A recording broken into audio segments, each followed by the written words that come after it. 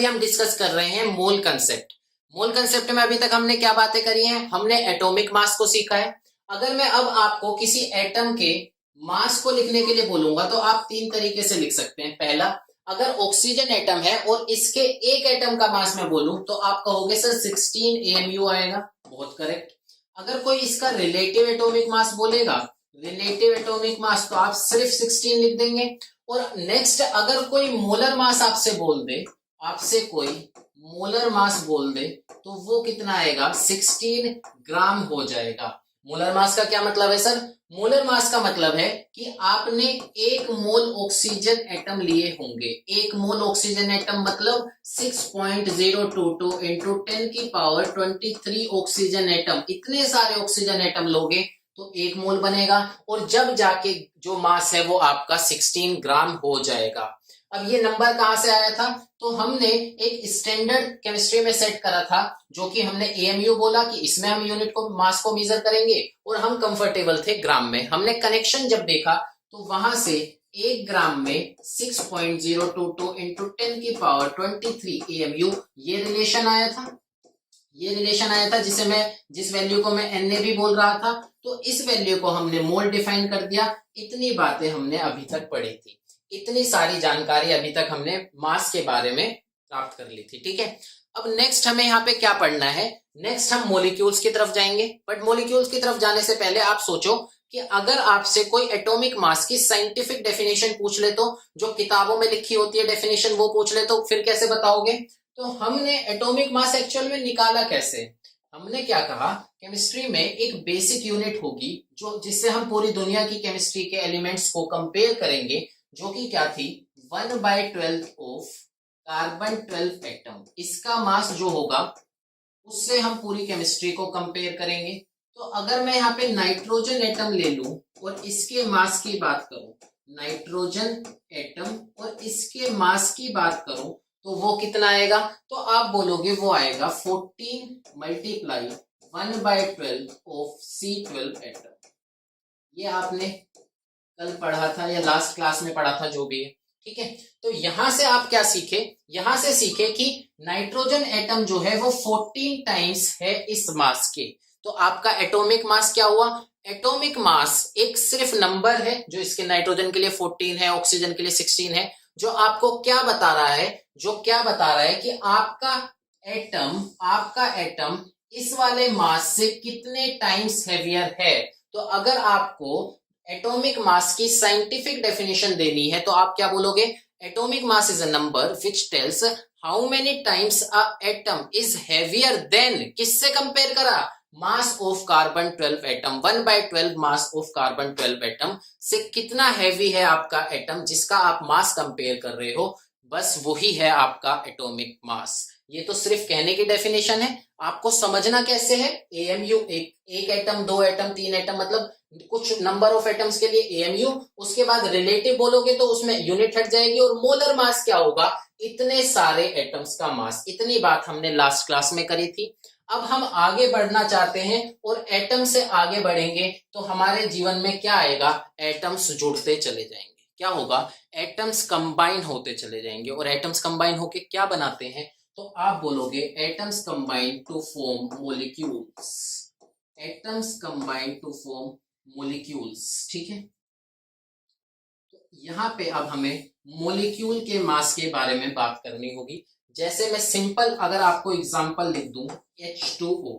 H2O क्या है? एक मॉलिक्यूल है जो दो तरीके के एटम, ऑक्सीजन और हाइड्रोजन से मिलके बना है। और इसके मास की अगर मैं बात करूं तो ये क्या होगा? इसका मोलिकुलर मास होगा। क्या हो जाएगा? इसका मोलिकुलर मास हो जाएगा। अगर मैं लिखना चाहता हूं, मोलिकुलर मास हो जाएगा।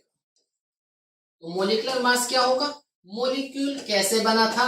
एटम्स को जोड़ के। तो मोलिक्यूल का मास कैसे आएगा? एटम्स के मास को जोड़ के। तो अगर आपसे कोई मोलिकुलर मास पूछे तो मोलिकुलर मास क्या है? Sum of atomic masses of all the atoms. जितने भी एटम है आपके मोलिक्यूल के अंदर, उन सब का एटॉमिक मास आप कंबाइन कर दीजिए तो आपके सामने मोलिकुलर मास आ जाएगा। तो यहां से अगर H2O का निकालना है तो कितने हाइड्रोजन है इसके अंदर? 2। और एक हाइड्रोजन का मास होता है 1। ऑक्सीजन कितने हैं? 16। तो यहां से मास आ जाएगा 18। मास आ जाएगा 18।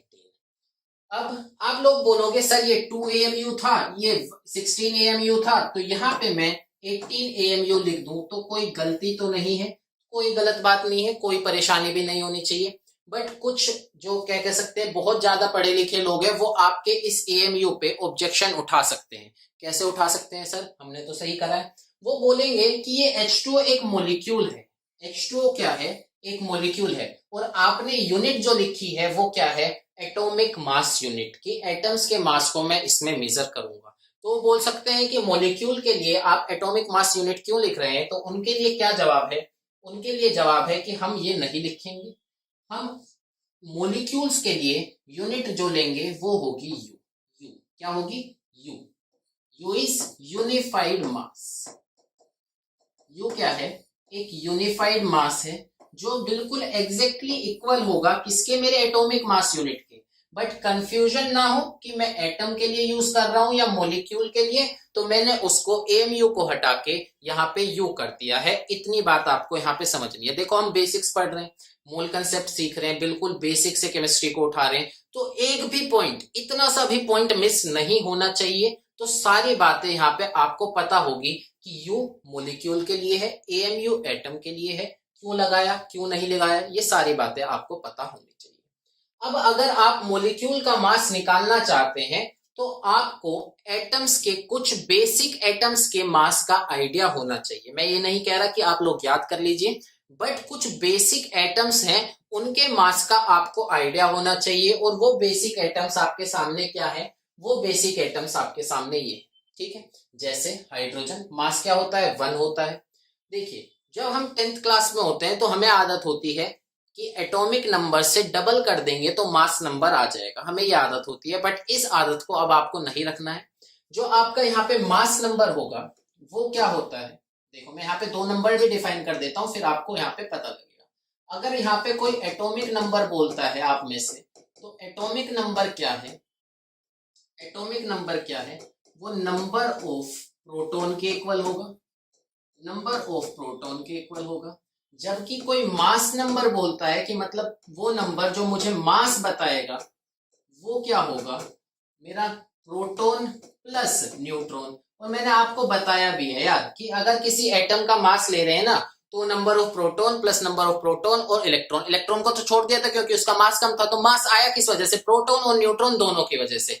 हम क्लास 10th के बाद डबल क्यों कर देते थे, क्योंकि number of neutron proton common elements जो उस टाइम हमें पढ़ने थे उसमें क्या रहते थे, एग्जैक्टली इक्वल। तो प्रोटॉन का डबल कर दोगे तो प्रोटॉन प्लस न्यूट्रॉन आ जाएगा। बट यहाँ पे न्यूट्रॉन की वैल्यू कुछ एलिमेंट्स में प्रोटॉन से चेंज हो गई तो आप डबल नहीं कर सकते हो, तो आपको एग्जैक्टली पता होना चाहिए। जैसे हाइड्रोजन का एटॉमिक नंबर क्या है, 1 है। मास नंबर क्या है, नॉर्मल हाइड्रोजन की मैं बात कर रहा हूं, 2 है। आइसोटोप्स में से इसमें कोई भी नहीं लिखा है, मैं आइसोटोप की बात नहीं कर रहा हूं। Normal hydrogen atomic number 1, mass number 1 होता है।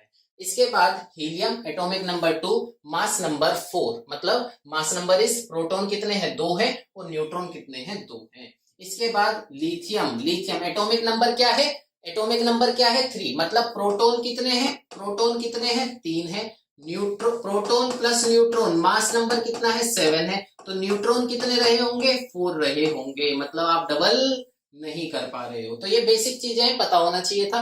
अब आप यहाँ पे देख सकते हैं कि हाइड्रोजन, हीलियम, लिथियम, बेरिलियम का पता होना चाहिए। जो मैंने सर्कल करे उसमें डबल नहीं हो रहा है। कार्बन 12 होता है, नाइट्रोजन 14 होता है, ऑक्सीजन 16, फ्लोरीन में भी आप ये देखोगे नियोन का 20 होता है, सोडियम 23, एटॉमिक नंबर कितना होता है, 11 होता है, डबल नहीं कर पाए। मैग्नीशियम 24 होता है, एल्युमिनियम 27, फॉस्फोरस तुम्हारा 31, सल्फर 32।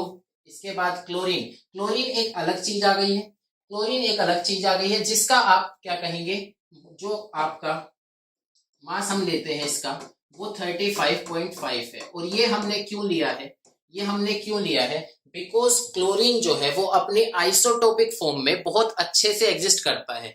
जिसके ये बात समझ में नहीं आ रही है, मैं आइसोटोप से एवरेज एटॉमिक मास पढ़ाऊंगा तो वहां पे समझ में आ जाएगी। तो इसको आप स्टार कर सकते हैं, यहाँ पे आपका मास जो है वो पॉइंट्स में आया है।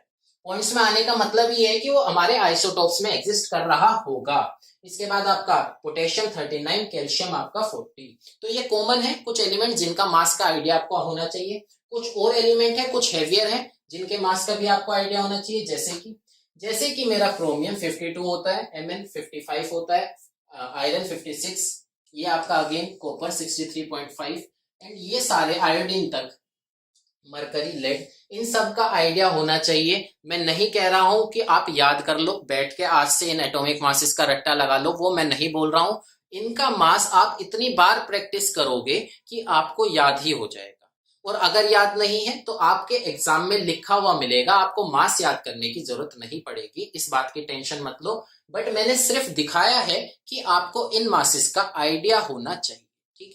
अब मैं करता हूं नेक्स्ट अपनी बातें शुरू, जो कि क्या है कि मैं इन मोलिक्यूल्स का मोलिकुलर मास कैलकुलेट करूंगा, इन मोलिक्यूल्स का मोलिकुलर मास कैलकुलेट करूंगा। अब मोलिकुलर मास कैसे? Sugar, what is the formula of sugar? तो कुछ बेसिक चीजें हैं, sugar, glucose, urea, acetic acid, इनका आपको फॉर्मूला भी पता होना चाहिए। जैसे शुगर का फॉर्मूला क्या होता है? C12H22O11, ये आपके सामने फॉर्मूला है। आप यहाँ पे मास कैलकुलेट करोगे तो कैसे कैलकुलेट करा जाएगा? देखिए, कार्बन का मास कितना होता है? 12, कितने कार्बन है? 12, वेरी गुड।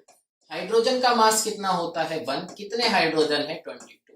ऑक्सीजन का मास कितना होता है? 16, कितने ऑक्सीजन है? 11। कैलकुलेट आप करोगे तो शायद 342 ग्राम आ जाएगा, 342 आ जाएगा। और अगर मैं एक मोलिक्यूल की बात कर रहा हूं, तो ये मास में लिखूंगा 342 यूनिफाइड मास, यूनिफाइड। एक की बात कर रहा हूं, मेरे पास सिर्फ एक मोलिक्यूल है शुगर का, उसका मास आएगा 342 यू। अब इसके बाद ग्लूकोज का फॉर्मूला होगा C6H12O6। इसका आप मास कैलकुलेट करेंगे तो कार्बन का होता है 12 प्लस ऑक्सीजन, कितने कार्बन है? 6। हाइड्रोजन का होता है 1, कितने हाइड्रोजन है? 12। ऑक्सीजन का होता है 16, कितने ऑक्सीजन है आपके पास? कितने ऑक्सीजन है? तो आप लिखोगे 6, और आप इसे कैलकुलेट करोगे 72 प्लस 12 प्लस 96, कैलकुलेट करेंगे तो 180 आ जाएगा और यूनिट होगी आपकी। तो आपको पता होना चाहिए कि आप एक भी शब्द लिख रहे हैं तो एक्चुअल में केमिस्ट्री में उसका मतलब क्या है? You is unified mass, that is हम एक मोलिक्यूल के मास के लिए उसको यूज कर रहे हैं, मतलब कुछ नंबर ऑफ मोलिक्यूल्स के लिए। जैसे ही वो ज्यादा होंगे मतलब मोल्स में कन्वर्ट होंगे तो वो ग्राम में हो ही जाएगा, वो मैं आपको समझा चुका हूँ। यू और एएमयू सेम है, बस आपका डिफरेंस क्या है? इसको यूज करेंगे एटम के लिए और इसको यूज करेंगे मोलिक्यूल। नेक्स्ट में आपको और डिस्कस करेंगे हम लोग क्या, आप यूरिया का मास अगर कैलकुलेट करें, यूरिया का फॉर्मूला क्या होता है सर? यूरिया का फॉर्मूला होगा NH2CONH2। क्या होगा? NH2CONH2, ठीक है। इसको आपको कैलकुलेट करना है। उसके बाद आप एसिटिक एसिड के लिए, एसिटिक एसिड का फॉर्मूला क्या होगा? CH3COOH। आप इन दोनों के लिए कैलकुलेट करिएगा, आपका होमवर्क है, होमवर्क क्या भी आप कैलकुलेट कर सकते हैं। दोनों का 60 आएगा, दोनों का कितना आएगा? 60 आएगा। इसके बाद आपका एक और है CaCO3, आप इसका भी कैलकुलेट करिएगा, इसका आपका 100 आएगा, 100। नेक्स्ट कुछ बचते हैं जैसे Al2SO4, इसको हम एक बार कैलकुलेट कर लेते हैं। इसका वैसे हमारा कितना 342 के आसपास ही कुछ आना चाहिए, देख लेते हैं। फिर भी Al2SO4 का प्राइस कितना होता है एल्युमिनियम का? बोलोगे 27। एक एल्युमिनियम का 27 है और हमारे पास कितने हैं? 2। अब आप यहाँ पे ब्रैकेट लगाओगे। सल्फर का कितना होता है? आप कहोगे 32। ऑक्सीजन का 16 होता है और मल्टीप्लाई आप 4 से करोगे, बिकॉज यहाँ पे कितने ऑक्सीजन है? 4। अब इसके बाद आप यहाँ पे 3 से मल्टीप्लाई कर दोगे इस पूरी यूनिट के लिए, बिकॉज ये 3 यूनिट मेरे पास थी। जो भी आपका यहाँ से कैलकुलेट करके आएगा वो आपका यहाँ पे मास होगा। आपको इतनी बात यहाँ पे पता होनी चाहिए। नेक्स्ट अगर मैं यहाँ पे बात करूं, नेक्स्ट आप किसके लिए? MgCl2.6H2O। तो आपको केमिस्ट्री में अपना गणित का ज्ञान नहीं दिखाना है, अपने मैथमेटिक्स की नॉलेज नहीं दिखानी है, और यहाँ पे डॉट जो है इसको मल्टीप्लीकेशन समझ के मल्टीप्लाई नहीं करना है। आप इसको कैसे कैलकुलेट करोगे भाई? 24 मैग्नीशियम का है, इसके बाद क्लोरीन का आता है 35.5 और कितने क्लोरीन है, आंसर है 2। ये आया, इन दोनों को जोड़ोगे तो आपका MgCl2 का आएगा। प्लस में इसके बाद भी आपका 6H2O का मास ऐड होगा। अपना गणित का ज्ञान नहीं दिखाना है, मल्टीप्लाई नहीं करना है। 6 है और एक H2O का होता है 18, यहां से आप कैलकुलेट करोगे। ठीक है, इसके बाद आप इसको देखो, इसको देखिए, K4FeCN6 क्या है, K4FeCN6। तो आपका पोटेशियम का मास होता है 39 आई थिंक, और कितने पोटेशियम है आपके, 4 है। अब यहाँ पे ब्रैकेट है, कोई उसकी कोई टेंशन नहीं, मतलब आपका यहाँ पे आयरन है 56 होगा। Cn कार्बन का कितना होता है, इसको ब्रैकेट लगा लीजिए, कार्बन कितना होता है 12, ऑक्सीजन कितना, नाइट्रोजन कितना होता है 14, और कितने यूनिट है, 6 यूनिट है। टोटल मास आपका यहाँ से आ जाएगा। तो इस तरीके से आपको मोलिकुलर मास की कैलकुलेशंस करनी है, मोलिकुलर मास की कैलकुलेशन करनी है। अब आपका नेक्स्ट सवाल उठेगा, नेक्स्ट सवाल होगा वो ये होगा कि अब इसके बाद हमें क्या पढ़ना है। इसके बाद अभी तक हमने क्या देखा, एटॉमिक मास, एक एटम का mass, relative atomic mass, molar mass, molecular mass. अब नेक्स्ट हमें देखना है कि अगर देखिए कोई मैं मोलिक्यूल ले लूं, जैसे कि मोलिक्यूल आप कुछ भी ले लीजिए, H2O आपका मोलिक्यूल, आप इसका मोलिकुलर मास निकाल लोगे और मोलिकुलर मास आप बोलोगे सर 18U आएगा। रिलेटिव आप बोलोगे, रिलेटिव मोलिकुलर मास वो कितना आएगा, वो 18। अब इसके बाद मैं मोल्स की बात करूंगा, अगर मैं इसके मोल्स की बात करूंगा या फिर इसके मोलर मास की बात करूंगा, मोलर मास की बात, तो वो कितना आ जाएगा, वो आ जाएगा 18 ग्राम। कितना आ जाएगा, 18 ग्राम आएगा। अब यहाँ पे चीजें क्या समझनी है कि मोलर मास जो होगा उसमें मैंने कितने मोलिक्यूल लिए होंगे। अभी तक मैं एटम के लिए बोल रहा था, कितने मोलिक्यूल लिए होंगे, 1 मोल मोलिक्यूल लिए होंगे। तो आपको यहाँ पे क्या समझना है कि अगर आप मोलर मास बोल रहे हो तो मोलिक्यूल और एटम से फर्क नहीं पड़ता। मोलर मास जो है, मोलर मास जो है वो डिफाइन है for a fix number of particles, particles atom हो, पार्टिकल्स मोलिक्यूल्स हो, कोई फर्क नहीं पड़ेगा। आपको क्या समझना है, अगर मोलर मास है इसका मतलब 1 मोल पार्टिकल्स होंगे। अगर 1 मोल मोलिक्यूल्स आ गए, 1 मोल्स मोलिक्यूल्स आ गए, तो आप क्या लिखोगे, 1 मोल का मतलब 6.022 इंटू 10 की पावर 23। इतने मोलिक्यूल मेरे पास होंगे। एक का मास 18U है, एक का मास 18U है, तो इतने का मास कितना होगा, यू सिर्फ कन्वर्ट हो जाएगा ग्राम में, 18 ग्राम मास होगा। अब कईयों के दिमाग में यह आ रहा होगा कि सर मोलर मास अगर लिखा हुआ है तो वो 1 मोल एटम के लिए भी हो सकता है, 1 मोल मोलिक्यूल के लिए भी हो सकता है। तो हमारे लिए हम केमिस्ट्री में किस वर्ड को चूज करेंगे, कौन सा वर्ड सेलेक्ट करेंगे इन दोनों को डिफरेंशिएट करने के लिए।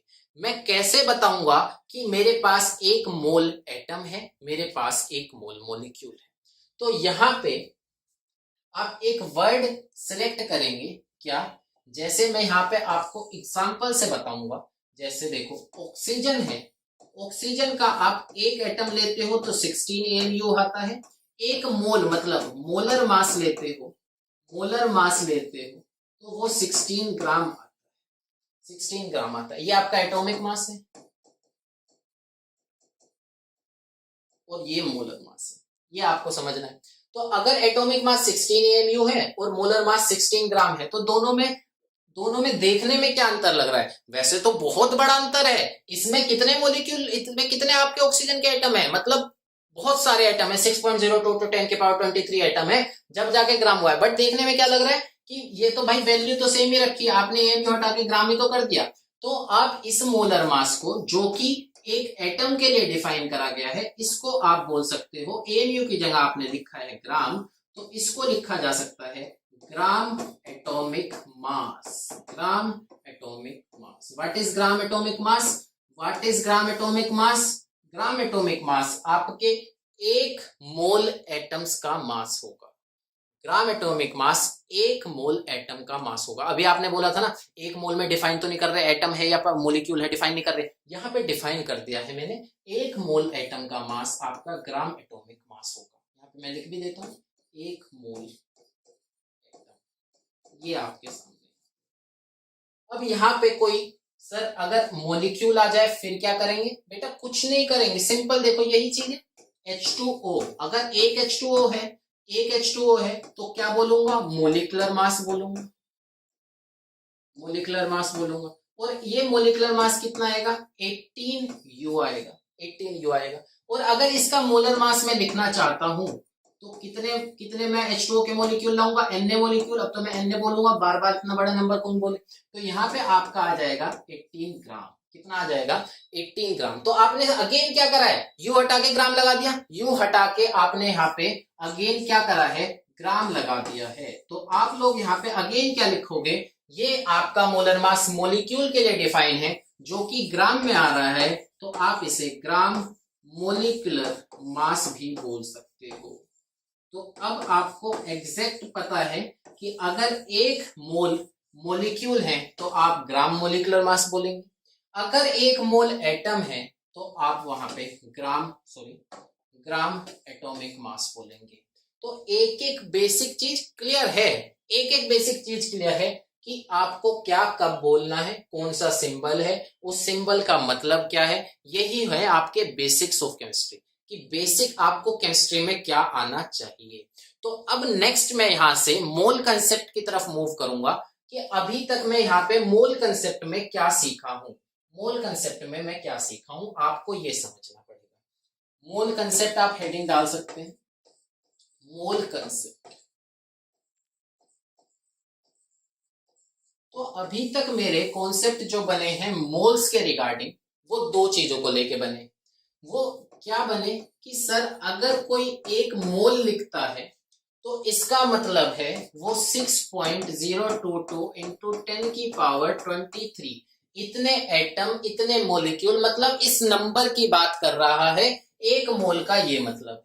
और अगर मैं एक मोल एटम ले लूं, एक मोल मोलिक्यूल ले लूं, तो उसको मैं मोलर मास भी बोल सकता हूं। कितना मास आएगा उसमें? मोलर मास आएगा। और अगर मैं यहाँ पे वॉल्यूम की बात करूं, अगर मैं यहाँ पे वॉल्यूम की बात कर लूं तो वॉल्यूम 22.7 भी हो सकती है, 22.4 भी हो सकती है, depending on the conditions of pressure. Depending on the condition of pressure volume दोनों में से कुछ भी हो सकती है। लीटर्स में, लीटर में। अभी हम उस बात को भी डिस्कस करेंगे कि अगर प्रेशर एटीएम में है तो कौन सी वॉल्यूम आएगी, प्रेशर बार में है तो कौन सी वॉल्यूम आएगी। तो ये आपकी एक लाइन, मैं आपको कैसे ही इसकी इंपॉर्टेंस का अंदाजा बताऊं, मतलब मेरे पास शब्द नहीं है इसकी इंपॉर्टेंस का अंदाजा बताने के लिए। इतनी इंपॉर्टेंट लाइन है ये केमिस्ट्री में। केमिस्ट्री, फिजिकल केमिस्ट्री में इतनी इंपॉर्टेंट लाइन है ही नहीं। अगर ये आपको अच्छे से क्लियर है तो आपको फिजिकल केमिस्ट्री अच्छे से आने लगेगी। आप कहोगे सर इतनी सी लाइन बोल रहे हो और इतनी बड़ी बात बोल रहे हो, ये इतनी ही महत्वपूर्ण बात है। और इससे भी महत्वपूर्ण अगर मैं बोलना, अगर मेरे पास कुछ चीज होती है आपको इंपॉर्टेंस दिखाने के लिए तो मैं वो दिखा देता। इससे इंपॉर्टेंट लाइन आपके लिए नहीं है, बट अगर आपके ये समझ में आती है तो ठीक है। तो यहां से आगे चलते हैं। क्या? एक मोल का मतलब इतने पार्टिकल्स, एटम, मोलिक्यूल, आयंस कुछ भी हो सकते हैं। मास मोलर मास के बराबर, और वॉल्यूम दोनों में से कुछ भी हो सकती है, depending on the conditions that मैं हम उसको, उस कंडीशन को हम अभी आगे डिस्कस करेंगे। इतनी बात आपको क्लियर हुई। अब यहां से मैं दो चीजों को पहले कनेक्ट कर देता हूं। पहले इसको कनेक्ट करता हूं कि अगर एक मोल मैंने लिया है तो वहां पे मास आया है मोलर मास के बराबर, मोलर मास के बराबर। और इस मोलर मास को मैं mm ग्राम लिख दूं। mm ग्राम, मोलर मास आपका ग्राम में होगा ऑब्वियसली, इसीलिए तो हमने मोलर मास को डिफाइन ही करा है कि ग्राम में हमें चाहिए था।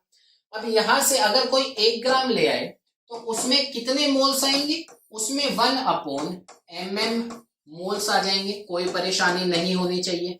ये आपका चैप्टर स्ट्रॉन्ग होगा अगर आपकी यूनिटरी स्ट्रॉन्ग है। यूनिटरी का मतलब समझते हो ना, जो आप हिसाब लगाते हो। हिसाब कैसे लगाते हो कि अगर एक हाथ में 2 टॉफी तो 10 हाथ में 20 टॉफी। ये वाली जो बात है, अगर इसको बहुत अच्छे से आप समझते हो ना तो ये चैप्टर स्ट्रॉन्ग होने के चांसेस ज्यादा है। ठीक है, तो चलिए, ये यूनिटरी मेथड है आपका मोल कंसेप्ट। आगे जो आपके क्वेश्चंस होंगे वो इसी बेसिस पे होंगे। 1 ग्राम में इतने मोल आएंगे। अगर मान लीजिए मैं कुछ गिवन मास ले आऊं, गिवन मास मतलब कुछ 5 ग्राम 10, 1 ग्राम का पता है ना मुझे, 1 ग्राम में इतने मोल्स होते हैं ये पता है। तो अगर मैं यहाँ पे 5 ग्राम 10 ग्राम 15 ग्राम कुछ भी ले आऊं तो उसे मैं गिवन मास बोल रहा हूं, मतलब मैं इतने ग्राम लेके आया हूं तो इसमें मोल्स कितने आएंगे, given mass upon molar mass, given mass upon molar mass, इतने मोल्स मेरे होंगे, इतने मोल्स मेरे होंगे इतने ग्राम में, इतने ग्राम। तो इसका मतलब अगर आप लोगों को क्या दिया हुआ है, मैं इसको, चलिए अब मैं क्या करूं, एक पेज और ऐड कर लेता हूं। अगर आपको कुछ गिवन मास दिया हुआ है, देख भाई, अगर गिवन मास कुछ दिया है और इसमें आपको मोल्स बताने हैं, गिवन मास को मैं ऐसे लिखूंगा, और अगर यहाँ पे आपको मोल्स बताने हैं तो अभी हमने देखा मोल्स आएंगे कि जो भी मास है उसे मोलर मास से डिवाइड कर दो, उसे मोलर मास से डिवाइड कर दो, ठीक है। तो आप लोग इसको ऐसे लिखोगे तो आपको ज्यादा कंफर्टेबल लगेगा क्वेश्चंस करने में, कि मोल्स तक पहुंचना है, कहां से पहुंचना है, मास से पहुंचना है। कुछ ना कुछ आपको गिवन मास दिया होगा,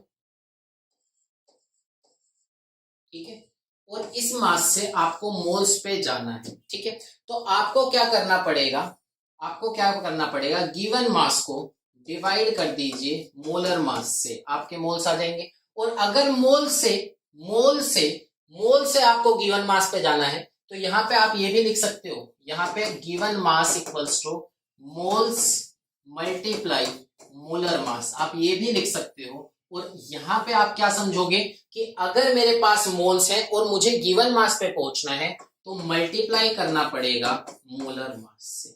ये आपकी जो पूरा जंक्शन बनेगा, मोल क्या है, एक जंक्शन है जहां से तीन तरफ गाड़ी जाती है। एक गाड़ी कौन सी जाएगी मेरी, एक गाड़ी कौन सी जाएगी मेरी मोलर मास पे या फिर मास पे, मोल से एक गाड़ी मेरी मास पे जा सकती है, एक गाड़ी मेरी नंबर ऑफ पार्टिकल्स पे जा सकती है और एक गाड़ी मेरी वॉल्यूम पे जा सकती है। मोल एक जंक्शन है जहां से तीन तरफ के लिए गाड़ियां जा सकती हैं, है ना। तो वहां से तीन तरफ की तरफ जो गाड़ी जाएंगी उसमें आपका एक जंक्शन यहाँ पे मैंने कंप्लीट करा है, कौन सा, मास। मोल से आप मास की तरफ जाना चाहते हैं तो डिवाइड कर दो, मल्टीप्लाई कर दो, जो आपको यहां से समझ में आता है आप लोग अच्छे से समझिए। क्या कि अगर गिवन मास मेरे को दिया है, गिवन मास मुझे दिया है, मोल्स पे जाना है डिवाइड कर दूंगा, मोल से दिए हैं गिवन मास पे जाना है तो मोलर मास से मल्टीप्लाई कर दूंगा। ये बात आप लोगों को समझ में आनी चाहिए। अगर मैं यहाँ पे आपको एक आध एग्जाम्पल की बात करूं, अगर मैं यहाँ पे एक आध एग्जाम्पल की बात करूं, देखिए कौन से एग्जाम्पल होंगे। बहुत देखिए, इसमें दो तरीके के क्वेश्चन आपसे पूछेगा। पहले तरीके के क्वेश्चन मैं करा रहा हूं, पहले तरीके के मतलब बेसिक क्वेश्चंस मैं आपको करा रहा हूं, उसके बाद हम सेकंड तरीके की तरफ मूव करेंगे, सेकंड तरीके की तरफ मूव करेंगे जो कि अच्छे क्वेश्चंस इस पे पूछे जाएंगे। ये तो बेसिक क्वेश्चंस है। बेसिक क्वेश्चन क्या होंगे, क्वेश्चन नंबर 1 आप इसे लिखिए और इसके ऊपर आप टाइप 1 लिखिए, type 1 basic questions of this formula. क्या होगा कि वी हैव, हमारे पास क्या है, 60 ग्राम ऑफ ग्लूकोज है, फाइंड मोल्स ऑफ ग्लूकोज। आप ग्लूकोज के मोल्स बताइए, ठीक है, सिंपल है, बहुत बेसिक। तो आप कहोगे ग्लूकोज का फॉर्मूला होता है C6H12O6। अगर इसके मोलर मास की बात करता हूं, मोलर मास की बात करता हूं तो वो कितना आएगा, 6 into 12 plus 12 into 1 plus 16 into 6। अभी हमने यहाँ पे कैलकुलेट भी करा है और वो कितना आया था, 80 ग्राम, 180 ग्राम पर मोल। क्या आया था, 180 ग्राम पर मोल। मतलब अगर इसका एक मोल लूं तो मेरे पास कितना वेट आएगा, 180 ग्राम आएगा। कहने का मतलब तो ये है। अब यहां से आप नेक्स्ट चीज क्या करोगे, नेक्स्ट चीज आपको मोल्स निकालने हैं तो सिंपल मोल्स आप लिखोगे, moles is equals to given mass divide by molar mass. तो गिवन मास मेरा कितना है, 60 है, मोलर मास मेरा 180 है, तो 1/3 मोल्स मेरे पास होंगे। ये आप लोग इस तरीके से कर सकते हैं। तो बोलो इतनी बात आपको समझ में आई कि यहाँ पे आपको मोलर मास कैसे कैलकुलेट करना है, मोल्स कैसे कैलकुलेट करने हैं, ये आपका दूसरा। अब इसके बाद आपके दो क्वेश्चंस हैं। ये अच्छे लेवल के क्वेश्चन हैं जो कि आपके मास और मोल के रिलेशन पे पूछे जा सकते हैं। और ये तो आपका आईआईटी एडवांस आई थिंक पूछा भी गया है, आईआईटी में क्वेश्चन पूछा भी गया है, ये आपका क्वेश्चन है। ठीक है, तो किस तरीके से इन्हें अप्रोच करना है, तो आप इन्हें लिखोगे टाइप सेकंड, जो कि आपसे इस कॉन्सेप्ट के ऊपर पूछे जा सकते हैं। पहले कॉन्सेप्ट पे एक और अगर आपसे न्यूमेरिकल में करा लूं, अगर मैं बोलूं वी हैव, सिमिलर है मतलब वी हैव, मैं इतनी अंग्रेजी क्यों लिख रहा हूं, ठीक है, सिंपल मैं आपको बताता हूं। मेरे पास 15.8 ग्राम KMnO4 है, पोटेशियम पर मैंगनेट, ठीक है, इतना मेरे पास है। अब नेक्स्ट यहाँ पे मेरे को बताइए मोल्स कितने होंगे, मोल्स कितने होंगे, ठीक है। तो आप क्या करेंगे, आप यहाँ पे पहले मोलर मास कैलकुलेट करेंगे। देखिए अभी जो मैंने आपको बताया मोलर मास कैलकुलेट करेंगे, तो मोलर मास कितना आएगा, 39 आएगा, 39 आएगा पोटेशियम की वजह से आई थिंक, और 55 शायद आएगा मैग्नीज की वजह से, और 16 इंटू 4 आपका किसकी वजह से आएगा, वो आएगा आपका ऑक्सीजन की वजह से। और अगर इसे आप कैलकुलेट करते हैं, इसे आप कैलकुलेट करते हैं तो ये आ जाएगा 158 ग्राम पर मोल। तो यहां से आपका मोलर मास आया। उसके बाद आप बोलोगे कि मोल्स का फॉर्मूला मुझे पता है, given mass 15.8, molar mass is 158। यहां से आपका आंसर आ जाएगा कि मेरे पास कितने मोल्स हैं, और आंसर क्या आएगा, आंसर आएगा आपका 0.1।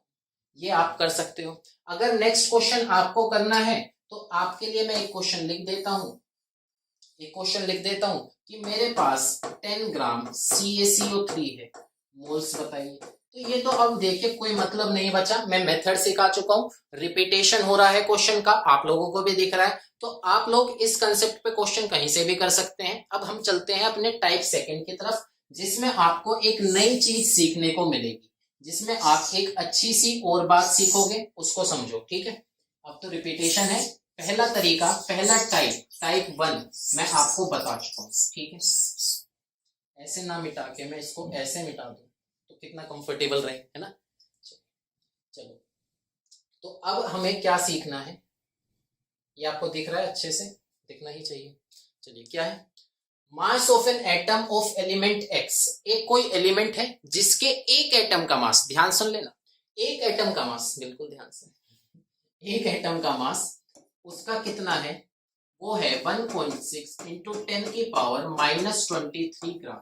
ये किसका मास है, एक एटम का, एक एटम का मास है। बहुत ध्यान से calculate the number of moles, आपको मोल्स बताने हैं, मोल्स आपको बताने, क्वेश्चन मार्क, कितने में, गिवन मास है इस बार 19.2 kg है ना, kg, चलिए ये आपका गिवन मास है, ये आपको बताना है।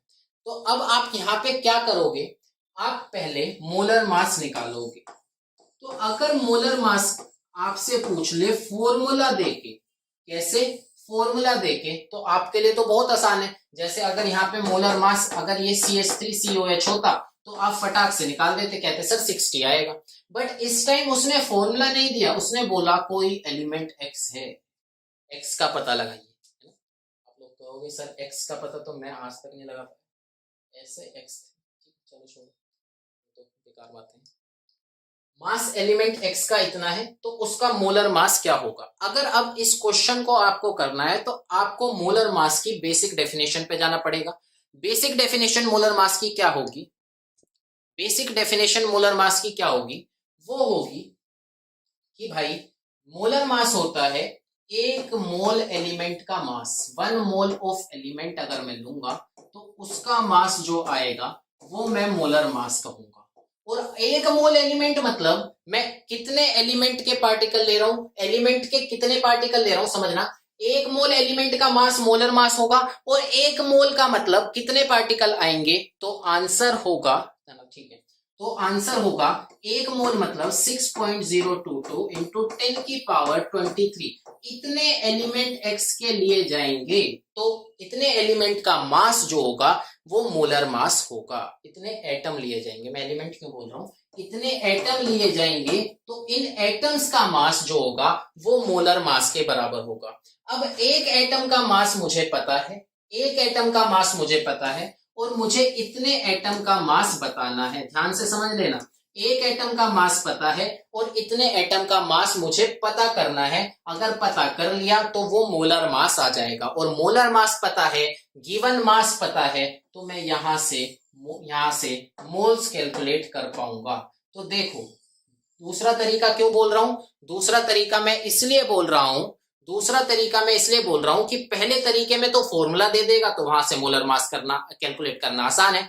दूसरा तरीका एक एटम का मास देगा, मोलर मास कैसे निकालेंगे, एक एटम का मास पता है, इतने का मास कितना होगा, मल्टीप्लाई कर दो। मेरे एक इस मार्कर का मास 5 ग्राम है तो इसका भी 5 ग्राम होगा, तो दोनों का 10 ग्राम होगा, ऐसे ही करना होगा।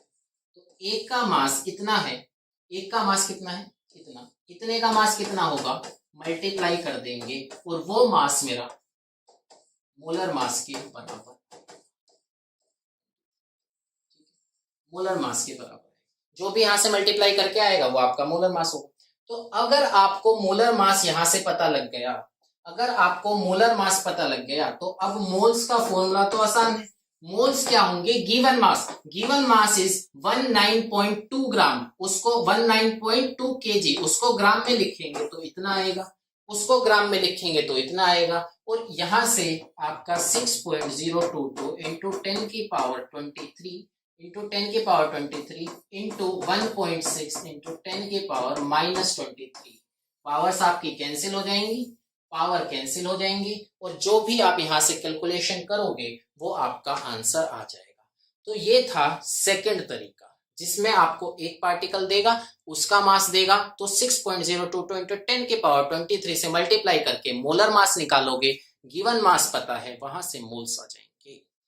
अब हम करेंगे नेक्स्ट क्वेश्चन जो इस पे दिया गया है, वो रहा, ये आपका आईआईटी में पूछा गया था, क्या है, how many moles of electron weighs 1 kg। आपको बताना है कि मोल मतलब आपको क्या बताना है, इलेक्ट्रॉन के कितने मोल्स आएंगे, कितने मोल ऑफ इलेक्ट्रॉन 1 kg में होंगे। तो इसका बहुत सिंपल तरीका है, देखो है ना, आप इसे यूनिटरी से भी कर सकते हैं, बट मैं आपको इस वाले फॉर्मूले पे आधारित क्वेश्चन बता दूंगा। देखिए कैसे, एक इलेक्ट्रॉन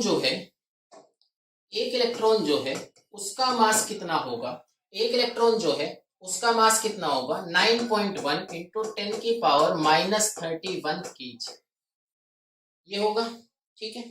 और अगर एक इलेक्ट्रॉन ये है तो एक इलेक्ट्रॉन का मास मुझे पता है और मुझे मोलर मास पता करना है, बहुत ध्यान समझना, एक इलेक्ट्रॉन का मास पता है और मुझे मोलर मास पता करना है। तो मोलर मास क्या होता है, एक मोल का मास, मोलर मास क्या होता है, एक मोल का मास, एक मोल क्या होता है 6.022 इंटू 10 की पावर 23। अगर इतने इलेक्ट्रॉन लूंगा तो एक मोल बनेगा, अगर इतने इलेक्ट्रॉन लूंगा तो एक मोल बनेगा, और एक का मास इतना है तो इतने का मास कितना होगा, वो आपका मोलर मास होगा। कैसे पता करूंगा, मल्टीप्लाई करके पता करूंगा, 6.022 इंटू 10 की पावर 23, इतने इलेक्ट्रॉन लेने हैं, एक का मास कितना है, ये आपको डिवाइड लग सकता है तो मैंने मिटा दिया, एक का मास कितना है 9.1 इंटू 10 की पावर -31, और इसको ग्राम में लिखोगे, इसको केजी में नहीं लिखोगे, किस में लिखोगे, ग्राम में लिखोगे, तो -28 आ जाएगा। ये आपका किस में आया, ये आपका मोलर मास आया, क्या आया, मोलर मास ऑफ इलेक्ट्रॉन। अब आप कहोगे सर मोल्स पता करने थे, आपने मोलर मास बताया, मोल्स कैसे पता करेंगे, गिवन मास इज आपको बताना था 1 किलो इलेक्ट्रॉन, 1 किलो इलेक्ट्रॉन का मतलब 1000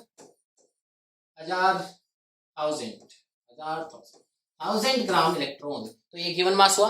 मोलर मास होगा 6.022 इंटू 10 की पावर 23, है ना, कैलकुलेशंस आप करेंगे, मल्टीप्लाई 9.1 इंटू 10 की पावर -28, यहां से जो भी आप कैलकुलेट करोगे वो आपका मोल आ जाएगा। देखो मोल क्या होता है, गिवन मास, उसने पूछा बताओ 1 किलो में कितना होगा, तो गिवन मास मेरा 1000 ग्राम हो गया, अरे ये तो पता है ना, 1 kg is equals to 1000 gram, 1 kg is equals to 1000 gram, ये तो पता है। तो यहां से मैंने 1 किलो को 1000 ग्राम लिखा, ये गिवन मास हुआ। मोलर मास क्या होगा, मोलर मास ये होगा, कैलकुलेशंस आपके हाथ में है तो आप यहां से कैलकुलेट कर सकते हो।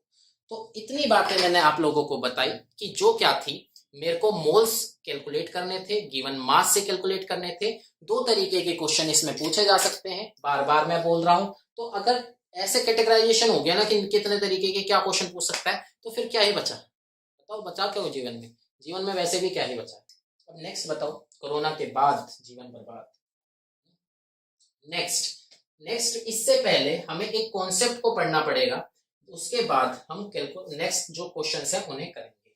तो नेक्स्ट कॉन्सेप्ट क्या है? नेक्स्ट कॉन्सेप्ट है मोल स्टेशन से दूसरी तरफ जाने का। मोल स्टेशन से हम तीन तरफ जा सकते हैं, जैसे कि मैंने आपको बताया। एक मोल हमारा होता है किसके बराबर? एक मोल होता है मेरा 6.022 इंटू 10 की पावर 23। इतने पार्टिकल्स होंगे, एटम्स, आयंस, मॉलिक्यूल्स, कुछ भी। उसके बाद मास जो होगा वो मोलर मास के बराबर होगा। और एक वॉल्यूम की बात करो तो 22.4 और 22.7 लीटर। दोनों में से कुछ भी हो सकता है डिपेंडिंग ऑन द कंडीशंस, जो कंडीशंस हमें डिस्कस करनी है। तो अभी आप यहां से स्टार्ट हुए थे, यहां गए, आपने देखा कैसे जा सकते हैं, कैसे इन दोनों के बीच में रिलेशन है। अब हमें यहां से स्टार्ट होना है और यहां जाना है। कैसे जाएंगे? तो मैं लिखूंगा एक मोल का मतलब होता है Na पार्टिकल। एवोगेड्रा नंबर बोलते हैं इसे, Na पार्टिकल बोल सकते हैं। अगर ये बोला जा सकता है तो आपसे कोई पूछे कि बता, आज तू बता दे कि एक पार्टिकल अगर है तो उसमें कितने मोल्स होंगे, यहाँ पे आएगा 1/Na मोल्स। ये आपका यहां से आंसर है। वेरी गुड, ठीक है। अगर यहां से कोई n पार्टिकल बोल दे कि मतलब एक पार्टिकल में इतने मोल्स हो गए, यार देखो यूनिटरी का मतलब क्या है, पहले आप एक में पता करो, उसके बाद जितने में पता करने हैं गुणा कर दो। एक हाथ में 2 टॉफी, 10 में कितनी? तो पहले हर कोई से ने ये क्यों बोला एक हाथ में? एक हाथ में पता करो, जितने पता करना मल्टीप्लाई कर दो। एक पार्टिकल में इतने मोल्स हैं तो 50 पार्टिकल, 100 पार्टिकल, 200 पार्टिकल, इतने भी पार्टिकल हैं उससे आपको क्या करना पड़ेगा, मल्टीप्लाई कर दो। तो अगर आपके पास यहाँ पे जनरलाइजेशन के लिए मैं लिख दूं कि n पार्टिकल्स हुए तो वहां पे मेरे मोल्स होंगे n divide by Na moles. ये आपका यहां से नेक्स्ट जो आपको समझना था वो आया है। क्या आया है?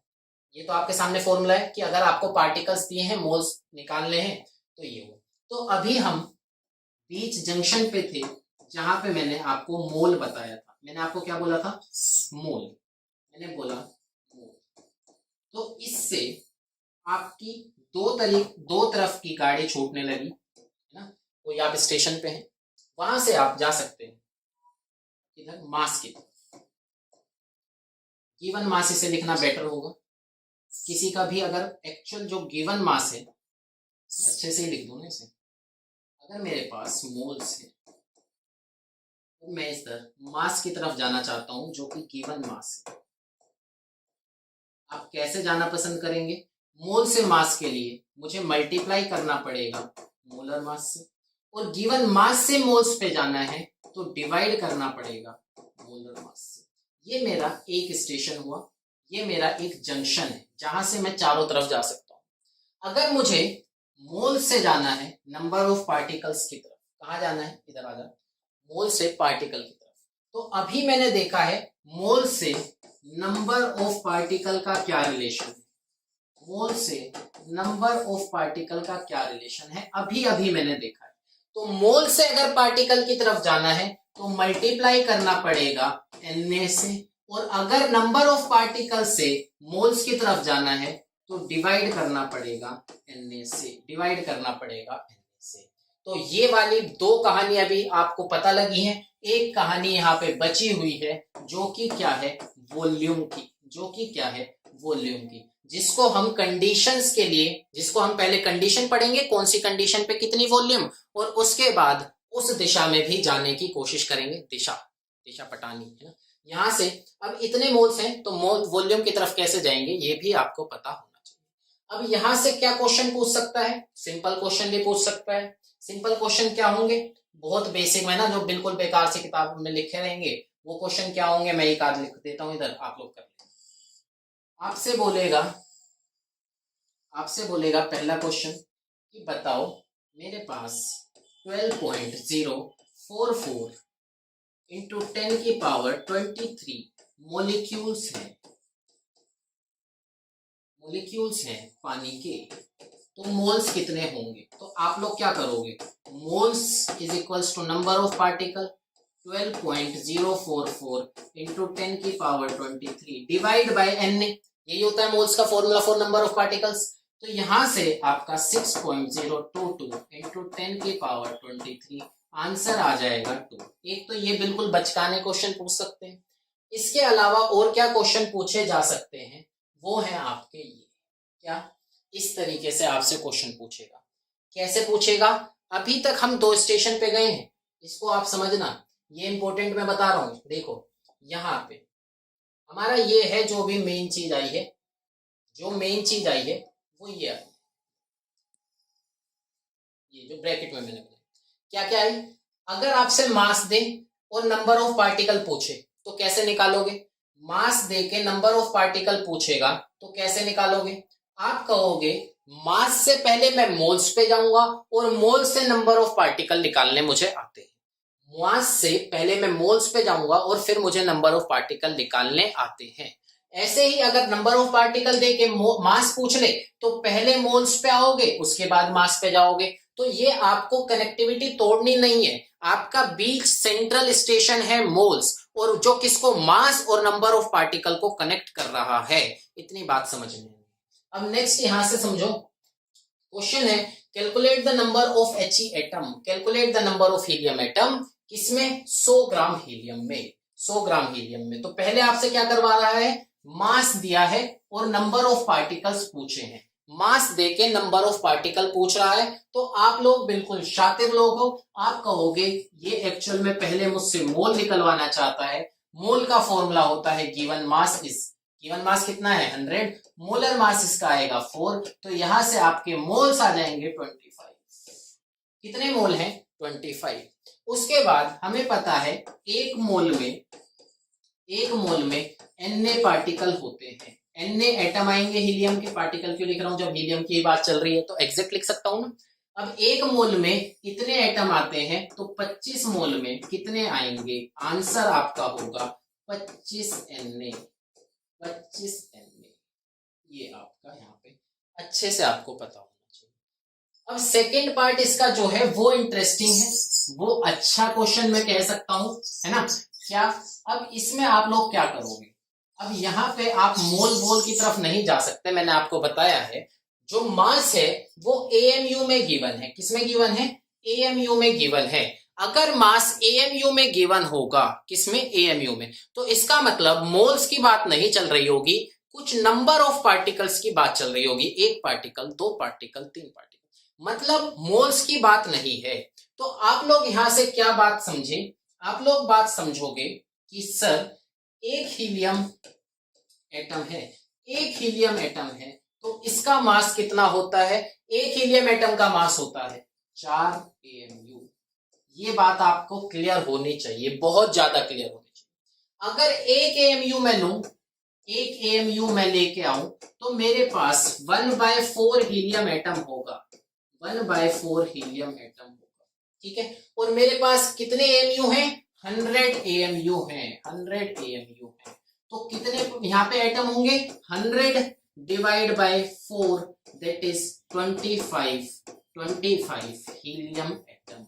और उसमें क्या थे, 25 मोल हीलियम एटम, 25। और अगर तो उसमें कितने थे, उसमें कितने थे 25 Na, और अगर Na की वैल्यू पुट कर दो तो 25 मल्टीप्लाई 1.6 इंटू 10 की, सॉरी 1.6 को लिख दिया, 6.022 इंटू 10 की पावर 23। इतने एटम होंगे हीलियम के, किसमें, 100 ग्राम में, 100 ग्राम में इतने एटम होंगे, और 100 AMU में सिर्फ 25 एटम होंगे। तो इसका डिफरेंस आप समझो, नहीं यहाँ पे क्वेश्चन हो जाएगा, समझ में आगे चीज क्लियर हो जाएंगे। बट मतलब क्या है, अगर AMU है एक पार्टिकल जो दिखता भी नहीं है, 1 पार्टिकल, 2 पार्टिकल, 10 पार्टिकल जो दिखते भी नहीं है, उनके मासेस की बात चल रही है।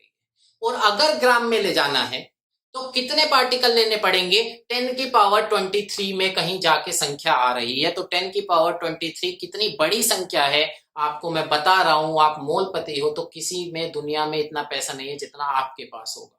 तो मोल एक बहुत बड़ी संख्या है, तो इसको गलती से भी 25 और इसको गलती से भी 25 N मत करना। एग्जैक्ट मतलब पता करना। 25 हीलियम एटम और 25 N 25 मोल हीलियम एटम का मतलब क्या होगा, अंतर है, उसको ही आपको समझना है जब भी आप मेरे से यहाँ पे पढ़ रहे हैं। नेक्स्ट समझते हैं। नेक्स्ट क्वेश्चन क्या है? नेक्स्ट क्वेश्चन भी आपका कुछ इसी कॉन्सेप्ट पे है। थोड़ा सा भाई इसमें आ जाए, थोड़ा सा अच्छे से हो जाए। क्लियर है? अब दिख रहा है? ठीक है, चलो अब क्या करना है? अभी ये करना है कि यहाँ से इसको मिटा देना है। वेरी गुड, देखो कितना जल्दी मिट गया। अब क्या है बोल रहे हैं, number of oxygen atom in 196, ये भी मिट जाएगा क्या? 196 यू। 196 यू क्यों लिखा? बिकॉज यहाँ पे मोलिक्यूल है। मोलिक्यूल है तो यहाँ पे number of molecules 2 3 4 5 6 10 15 number of molecules की बात चल रही है, मोल्स की बात नहीं है।